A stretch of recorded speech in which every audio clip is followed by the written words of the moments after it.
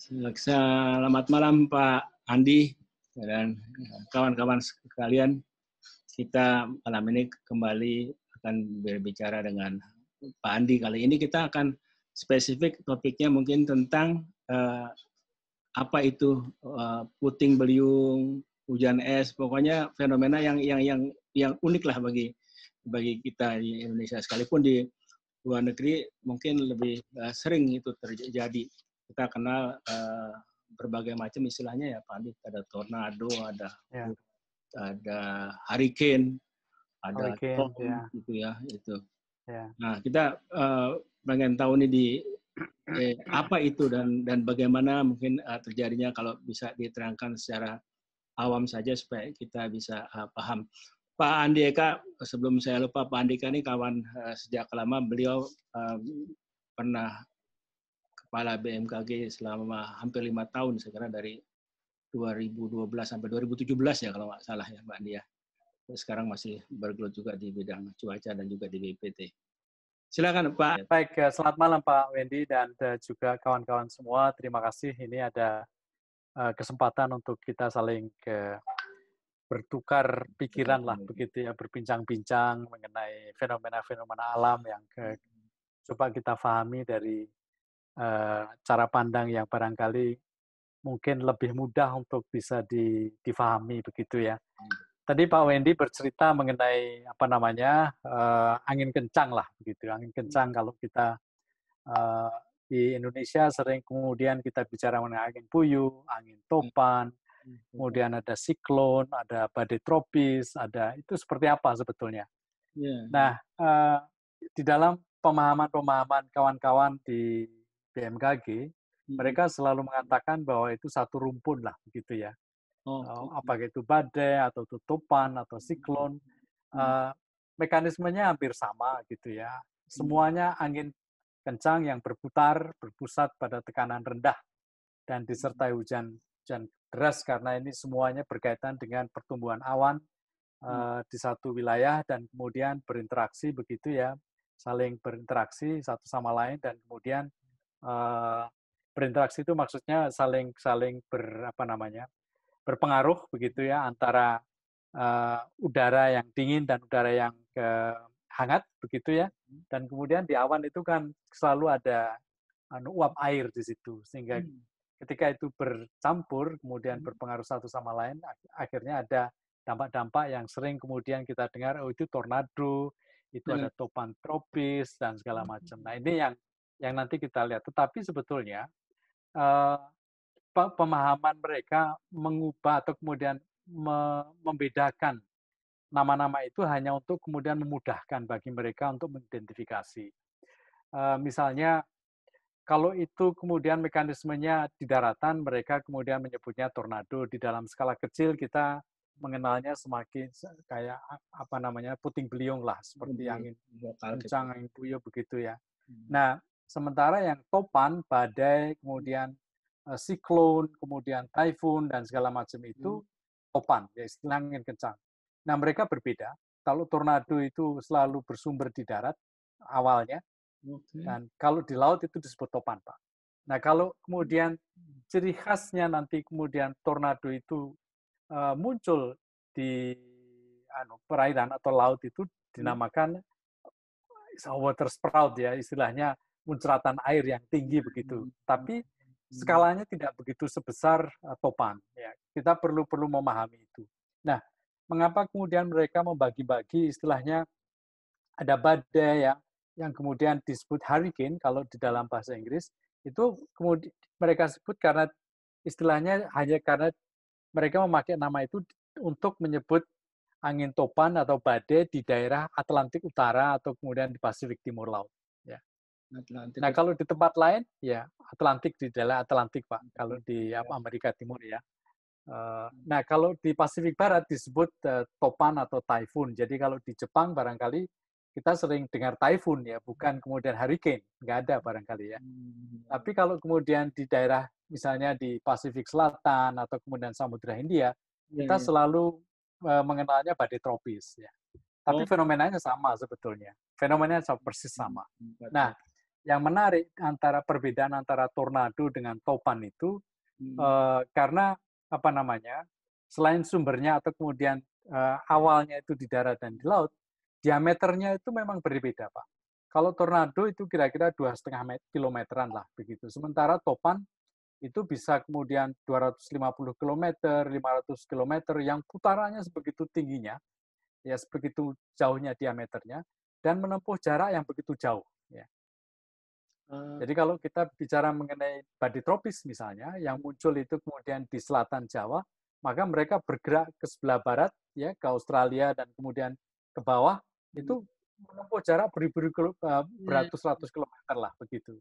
Seperti halnya ketika Katrina dan segala macam itu datang dari apa namanya Atlantik dan kemudian masuk ke daratan, kadang-kadang bisa masuk ke daratan. Dan apa namanya, karena jangkauannya itu begitu luasnya, sampai kira-kira 1.000 kilometeran, maka anginnya itu kemudian terasa di mana-mana. Nah, sementara yang kemudian jangka waktu terjadinya, kalau topan itu berhari-hari, kadang-kadang bisa ya, dan kemudian kita bisa ikuti jalurnya, dan itu oleh karenanya ada istilahnya kemungkinan perakiraan untuk mendeteksi jalurnya itu istilahnya sekarang ini sudah terbiasa lah begitu dengan ilmu pengetahuan dan teknologi. Nah, sementara kalau tornado ini waktunya hanya menit sampai jam saja. 30 menit habis, 30 menit habis.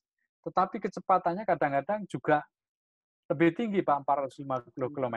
Tapi di Indonesia tidak terjadi begitu karena situasi di Indonesia, karena di tropis, barangkali kita bersyukur ya kita di tropis Indonesia, sehingga jarang sekali sebuah istilahnya tornado dalam skala kecil itu terjadi lebih dari setengah jam. Ya. Sementara yang sekarang tercatat tidak lebih dari 10 menit. Tapi bagi masyarakat Indonesia yang istilahnya kecepatannya itu angin yang berputar dengan kecepatan yang begitu tinggi, tentu akan mengagetkan karena rumah-rumah kita tidak didesain untuk dirancang untuk bertahan di dalam skala itu. Sebelum kita bicara nanti, paling tidak itu gambaran klasifikasinya, nanti kita bicara bagaimana mekanisme kemudian apa namanya terjadinya lah gitu ya. Oh gitu. Pak Andi, apakah tornado itu terjadinya selalu berbarengan dengan badai tropis atau bisa sendiri-sendiri, Pak, sendiri-sendiri ya, karena fenomenanya berbeda ya, fenomenanya berbeda. Ya, walaupun secara fisik apa namanya intinya adalah perbedaan temperatur di atas dan di bawah. Jadi kalau ada misalnya pumpunan awan begitu ya, sering kemudian kita bicara mengenai CB cumulonimbus begitu ya, yang kemudian ke atas ada semacam menara awan begitu ya, ke atas begitu. Tapi yang perlu kemudian kita catat, yang di atas itu temperaturnya selalu dingin, ya kan? Yang di bawah itu hangat. Nah, itu kalau hangat kan udaranya ringan, Pak. Nah, ketika ringan kan kemudian ke atas, dia tersedot ke atas. Ya, tersedot ke atas. Nah, kalau ini perbedaan temperaturnya itu tinggi, biasanya kalau kawan-kawan yang sangat ahli di bidang meteorologi, mereka tahu kalau perbedaannya sampai 4,5 derajat itu, wah sudah cepat sekali dia menyedot itu. Set begitu. Nah, tapi ketika itu seimbang, sudah hilang lagi. Ya. Ya, jadi ada yang bilang begitu ya, Pak. Jadi dia permulaan terjadinya di lautan ya, Pak ya? Kalau topan di lautan, Pak. Oke. Kalau topan, ya. Tapi kalau tornado itu di daratan. Di daratan. Ya, dari puting beliung itu di daratan. Ya. Oleh karenanya sering kemudian kita deteksi, oh itu ada CB yang kemudian muncul tiba-tiba anginnya aja kira-kira agak bertiup spoi-spoi begitu, tapi lebih cepat begitu, terus kemudian tiba-tiba first gitu ya, terus hilang ya. Nah itu sebetulnya pertanda bahwa disitulah kemudian kawan-kawan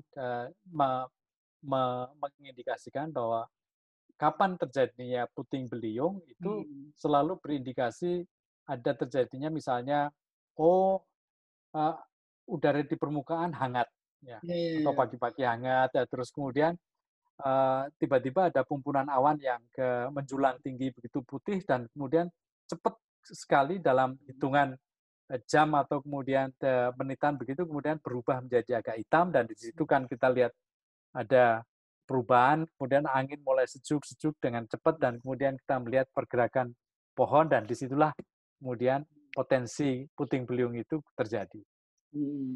Jadi kalau apa ya namanya badai tropis tadi itu dimulai di laut karena suhu mungkin sangat panas, Ya, terus kemudian dia naik ya, ke atas uap ke air. atas ya. Nah, dibarengin dengan tekanan rendah juga, Pak. Jadi karena tekanan rendah kan menyedot samping di sekitarnya ya. Dan kemudian berputar begitu cepatnya, dan karena kondisi laut yang barangkali istilahnya temperaturnya seperti itu ya, mekanisme alamnya, sehingga menjaga energinya itu terus untuk berputar dan berjalan terus-menerus begitu. Istilahnya jalurnya itu lebih panjang begitu ya. Iya, makanya kan kita sering dengar itu ya, masuk BMKG juga. Kalau di luar mungkin lebih sering juga kita lebih dengar, tapi di BMKG juga katanya, oh ini nanti sekian hari lagi akan ada badai tropis. Oh sudah mendekati ini, oh sudah mendekati pantai ini gitu kan, gitu ya Pak ya? Iya Pak. Jadi mereka itu kebetulan di BMKG itu ada pusat pengamat badai tropis, Pak. Iya. Kewajiban mereka adalah mengamati di wilayah Indonesia, di wilayah daerah selatan, di Samudra Hindia. Jadi kalau misalnya ada bibit-bibit bibit-bibit badai tropis itu ada di Indonesia, maka mereka berhak memberikan nama. Jadi pemerintah Indonesia berhak memberi nama. Dan biasanya nama itu diberikan, misalnya kan kita dengar ada badai tropis bakung, ada badai tropis dahlia, ada badai tropis flamboyan, dan segala macam ya. Nah, itu memang kewajiban mereka untuk kemudian mengajukan calon nama gitu ya, kalau muncul di Indonesia itu disesuaikan dengan. Maaf nih, kenapa namanya nama wanita ya? Enggak, bukan wanita. Dulu memang ya. Mungkin saya tidak tahu ya, tanpa ingin memberi.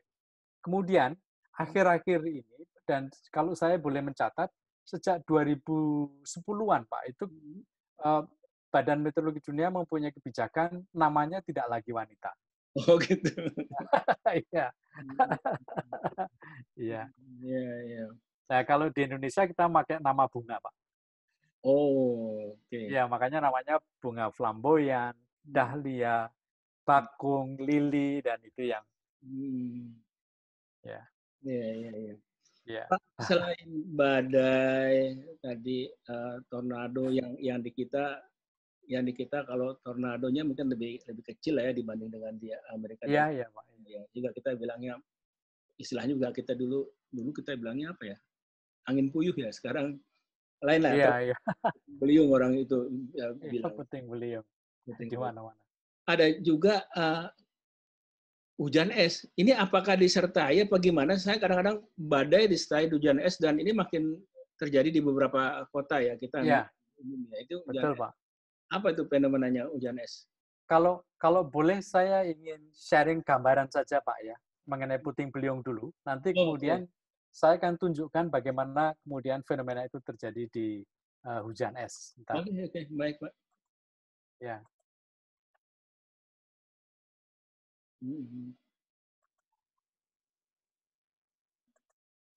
Ya, ini adalah puting beliung, Pak.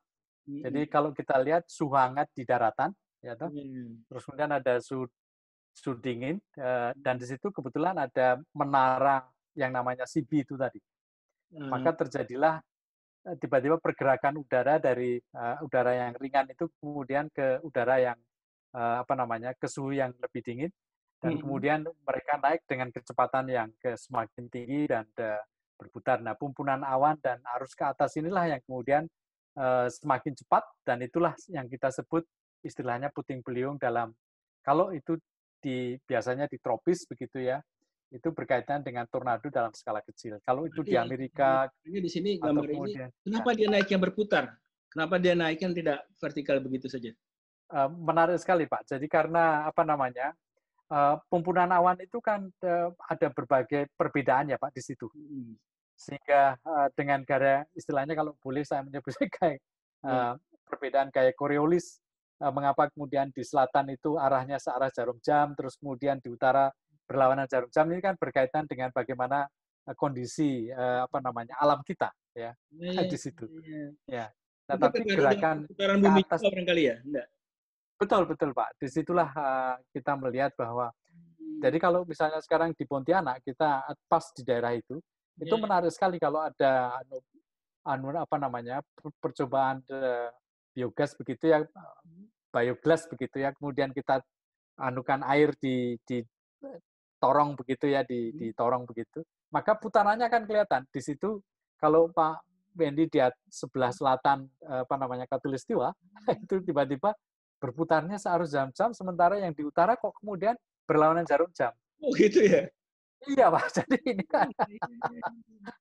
menarik sekali itu anunya fenomenanya dan itu sering menjadi satu apa namanya percobaan-percobaan yang menarik buat apa namanya anak-anak gitu ya murid dan segala macam siswa-siswa untuk kemudian di encourage itu apanya disemangati didorong keingintahuannya ya Iya, menarik benar tuh, saya itu sih yang gitu nggak perhatikan selama ini. ya iya nah ini yang saya ingin menunjukkan bahwa mekanisme yang besar ini kalau kemudian kita lihat dengan yang gambar pojok Iya, kiri atas Pak ya itu kan kemudian naik ke atas seolah-olah kita melihat naik ke atas tapi iya. di sebelah istilahnya dalam waktu istilahnya di apa namanya lokasi yang terdekat kemudian kita melihat ini menjadi sebuah perputaran begitu ya Iya. nah ini nah kemudian saya akan apa namanya masuk ke dalam fenomena hujan es nah Hmm. kalau ini kita lihat jadi pergerakan Hmm. udara yang ke atas ini itu di atas kan dingin ya Pak, di Iya. udaranya dingin. Ada satu wilayah yang sekarang ini saya tunjukkan ini karena perbedaan apa namanya suhu ya. Hmm. Ini ada wilayah-wilayah yang barangkali disebut hanya masa air begitu ya, uap air dan kalau itu hanya terjadi di sini, Hmm. maka itu terjadi apa namanya puting beliung dan tanpa kemudian hujan es. Tetapi kalau ini masuk kepada batas titik beku ini, maka udara yang hangat ini kan menjadi es Pak di sini. Ya. Kalau di negara subtropis dia akan kemudian barangkali sampai di atas dan kemudian butiran-butiran itu kemudian jatuh secara gravitasi begitu. Hmm. Jadi secara kayak tarik bumi kemudian dia jatuh karena berat sekali. Nah, ketika ini jatuh eh, barangkali sampai di tanah juga masih besar-besar. Sementara kalau di Katulistiwa itu Ya. atau di tropis begitu kan tidak begitu besar, Pak. Tetapi ini tuh menjadi es. Jadi ketika dia masuk ke sana, Hmm. masuk di atas ini titik beku ini, dia Ya. tiba-tiba menjadi beku plek begitu. Hmm. Nah, beratnya es ini itu sudah kemudian tidak bisa apa namanya disangga lagi oleh udara yang kemudian naik ke atas. Jadi Oh. dia jatuh, ya. Nah, Hmm. jatuh ini kadang-kadang berbareng dengan hujan atau kemudian tiba-tiba plek plek plek plek begitu dan inilah yang terjadi butiran-butiran es yang kemudian jatuh disertai hujan ini ya. Sering kemudian kita sebut ini hujan es ya. Oh. Nah, Hmm. kalau tadi kita lihat bahwa mekanisme udara yang ke atas terjadi eh, dengan istilahnya melalui menara atau pipa tadi Hmm. eh, cumulonimbus ya. Jadi ada dinding awan yang kemudian menjembatani udara naik ke atas itu. Yang satu sampai kemudian pada lapisan eh, suhu yang dingin dan kemudian menjadi es, maka dia jatuh. Nah, mekanisme yang menara atau pipa yang tadi Hmm. menjadi saluran udara yang naik ke atas itu kan pada skala yang barangkali tidak sampai di sana atau kemudian sampai di titik beku itu kan ada gerakan udara ke atas yang kemudian menimbulkan puting beliung Hmm. atau kemudian dalam hal tertentu menimbulkan hujan es. Ya. Hmm. Sehingga kalau kita lihat dalam statistik yang barangkali ditunjukkan oleh kawan-kawan di BMKG ini, Hmm. yang merah ini adalah puting beliung, Merah. yang putih, ya, yang biru ini itu adalah hujan es, Pak. Oke. Ya, dari 2016 sampai 2020 dan kalau kita lihat tren kenaikannya istilahnya jumlah puting beliung dengan Hmm. jumlah hujan es yang mereka catat di Hmm. BMKG itu hampir mempunyai kemiripan. Oh. Karena memang fenomenanya kan mirip ya. Ya, ya. Mereka ada saluran ke atas dan kemudian bergerak memang kadang-kadang dan oleh karenanya kita sering kemudian melihat ada fenomena-fenomena bahwa terjadi hujan es itu kemudian didahului oleh angin yang barangkali kencang yang kemudian naik ke atas yang ada di satu tempat lokasi karena memenuhi persyaratan tertentu jadi puting beliung di daerah situ. Oke. Eh, apakah artinya hujan es itu salah satu persyaratannya terjadinya ada semacam puting beliung atau begitu? Atau nggak mungkin hujan es tiba-tiba sendiri tanpa ada? Bisa saja, hanya kemudian pergerakan udaranya kan naik ke atas, Pak, itu ya. Yang jelas itu sama-sama terjadi di ketika ada CB, ya ada cumulonimbus, ada awan CB di situ. Yang menjadi persyaratan atau kemudian menjadi istilahnya gang begitu ya, jalan untuk udara naik ke atas dengan cepat, terutama udara yang hangat ya, yang di daratan dan kemudian naik ke atas dan kemudian sampai pada satu lapisan titik beku begitu dan kemudian jatuh. Nah, pergerakan itu kemudian memenuhi persyaratan terjadinya puting beliung, kadang-kadang kemudian memenuhi juga udaranya sampai kepada lapisan batas atasnya ya, yang sampai beku itu dan kemudian menjatuhkan es. Ada yang kadang-kadang puting beliung tanpa kemudian terjadi hujan es begitu ya. Oke. Jadi gini, saya ini Pak Andi Sore, ada yang menjelaskan ke saya begini, mungkin tolong dikoreksi. Jadi katanya kalau hujan itu paling normalnya itu dari atas, ya dari atas begitu sudah terjadi kondensasi pada satu titik dia sebenarnya berubah menjadi katakanlah semacam butiran salju atau es. Kemudian dia melewati lapisan yang sudah agak panas, maka sebahagian itu mencair. Nah, begitu dia mencair, dia lewat lagi satu lapisan lagi yang di bawah titik beku lagi. Nah, yang cairan ini yang menjadi tiba-tiba menjadi es yang kemudian jatuh. Apakah begitu ya? Ya, karena fenomenanya itu kan di awan sangat berlapis ya Pak. Gitu. Jadi terjadinya kondensasi ini tidak selalu kemudian memenuhi, istilahnya tidak selalu seperti yang kita pikirkan bahwa semuanya kemudian harus naik sampai pada titik beku. Ada yang tadi kalau kita lihat di apa namanya bagian-bagian ini barangkali hanya terjadi di sini. Istilahnya kondensasi itu terjadi pada istilahnya di bawah titik beku ini, yaitu tidak akan terjadi es. Ya. Sehingga kita melihat bahwa sering kemudian kita bicara, oh itu awannya kok pendek sekali ya, gitu ya. Ya. Sementara ada yang begitu tingginya dan justru kemudian ada awan putih yang menjulang tinggi begitu, tiba-tiba menjadi gelap dan kemudian justru terjadi hujan es. Ya.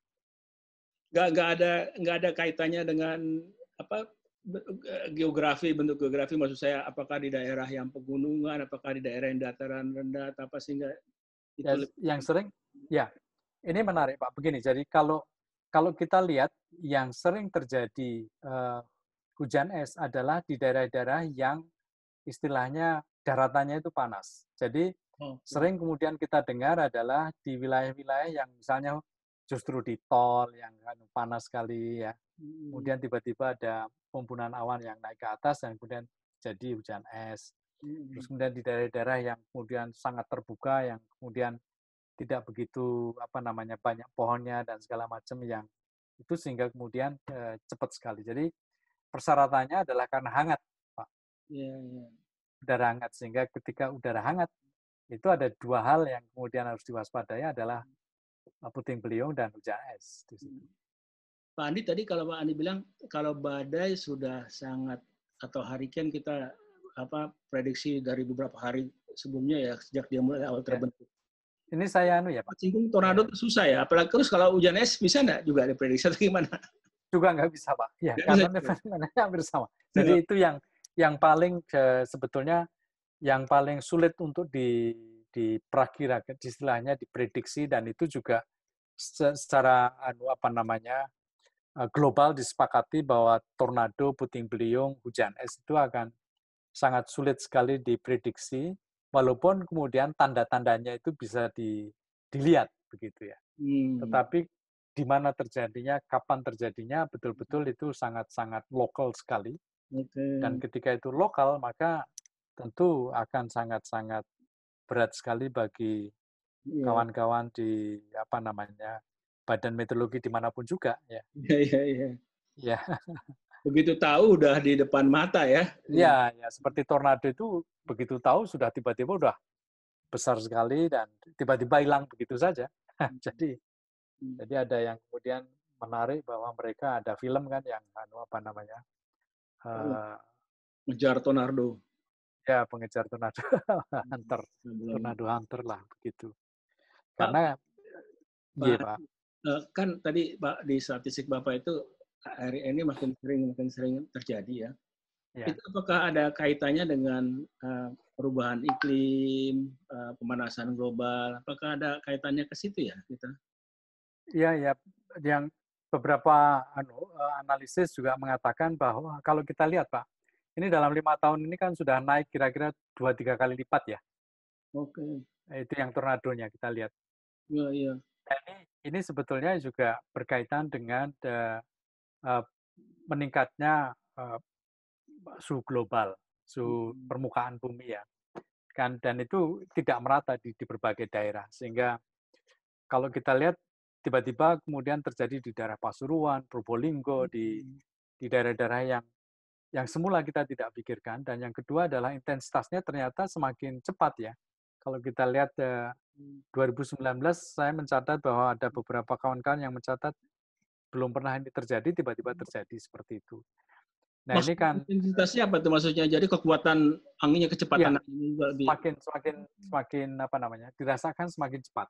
semakin cepat, semakin merusak juga ya. Jadi artinya. Iya, iya, Hmm. iya Pak.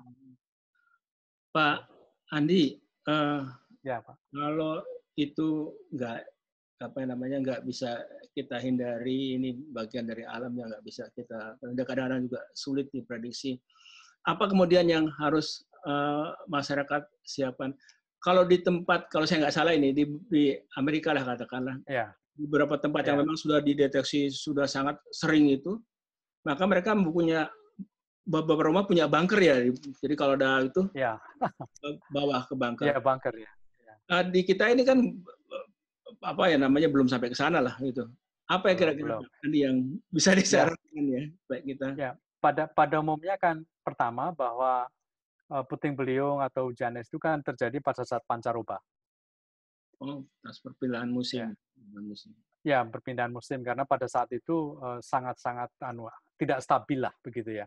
Hmm. Ketidakstabilan yang dinamika awannya sangat-sangat tidak stabil dan oleh karenanya pada saat itu istilahnya ya kita harus kemudian eh, eh, menyadarkan atau kemudian mengajak masyarakat paham bahwa kalau ini terjadi misalnya sekarang udara dirasakan sangat panas pada malam hari, maka kita harus semakin hati-hati.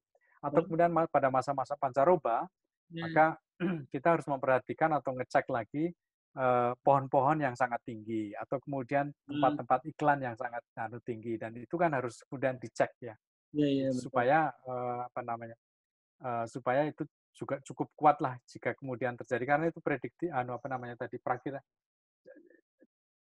perakiraannya sangat sulit sekali ya Ya, memperakirakannya ya, ya. dan tentu masyarakat juga perlu kemudian paham bahwa ketika itu terjadi di istilahnya memasuki pancaroba Hmm. bahwa ketika itu terjadi panas maka tentu kita harus hati-hati Ya, istilahnya ya. udara yang sepoi-sepoi itu barangkali tidak kemudian betul-betul sepoi-sepoi tapi kemudian bisa tiba-tiba berubah menjadi puting beliung. Oh, iya, iya. Dan ya rumah-rumah tentu karena kebetulan di Indonesia kan kita tidak terbiasa Luar biasa. untuk membangun rumah dan disesuaikan dengan kecepatan angin ya. Iya, iya. Sementara kalau di masyarakat Amerika tadi, ketika atau di Jepang barangkali atau di Amerika atau di daerah-daerah yang di Karibia misalnya, yang sangat-sangat apa namanya rentan terhadap badai dan puting beliung, tentu rumahnya sangat-sangat disesuaikan dengan kriteria building code yang Iya. tentu bertahan terhadap apa namanya ancaman Hmm. puting beliung atau ya tornado dan segala macam.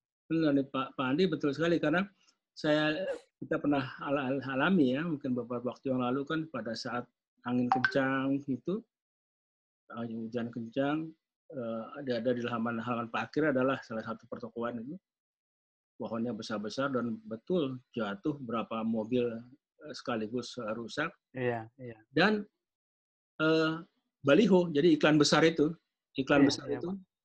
Iya, tersapu, bahaya sekali memang, betul. Ya, iya. kalau ada hal-hal seperti itu ya, pengalaman sih menunjukkan sejauh ini sih masih lebih aman ya berlindung di dalam gedung atau di dalam rumah. Iya, iya. Rumahnya enggak Iya, apa-apa gitu. iya, iya. Baik. Makanya kan kadang-kadang yang sering yang terjadi yang kita lihat adalah atap yang kemudian terlempar, Pak. Ya, Atapnya karena sering ya atapnya karena nggak cukup kuat untuk bisa menahan tarikan angin ya, ya, yang seperti ya cukup kuat lah gitu. dan itu sih kelihatannya bukan ini ya, bukannya nyerah kepada nasib, tapi kelihatannya kalau udah sampai persis sekali letaknya di atas atap kita, ya itu sudah harus diterima lah itu. Iya, Apa yang namanya tuh, dibilang takdir atau apa gitu kan. Karena di Amerika sendiri pun udah sekuat apapun, begitu tornadonya persis melewati iya, perumahan itu, iya, Pak. ya habis. Tinggal kita Ya ini kan menyelamatkan nyawa kita lah. menjawab pertanyaan Pak Wendy tadi, kenapa orang-orang Amerika selalu melengkapi dirinya, terutama di daerah-daerah yang rentan terhadap badai dan juga tornado, itu selalu mempunyai bunker, Pak. Karena istilahnya bunker itu kan kemudian terlindung dari rumah itu sendiri, walaupun atapnya nanti kemudian Betul. terlempar, tapi mereka tetap di dalam bunker itu aman ya, Ya. istilahnya begitu. Di kita yang ada bunker sekarang mulai ada tuh di sana tuh Pak, di Merapi ya, sejak kejadian. Oh iya, karena ya awan panas ya, iya Pak. Pak Andi, terima kasih sekali atas penjelasan Sama-sama. singkatnya, Iya, sangat bermanfaat. Mungkin sekalipun baru secara garis besar, tapi udah sangat membantu bagi kita untuk memahami dan iya, kalau iya Pak. mungkin kita mengerti apa gejala itu dan bagaimana cara kita menyelamatkan diri atau mengurangi resiko lah, kira lebih seperti itu. Iya, iya Pak. Terima kasih Pak Andi. Iya, sama-sama Pak Wendy, selamat malam dan terima kasih juga kawan-kawan semua. Assalamualaikum.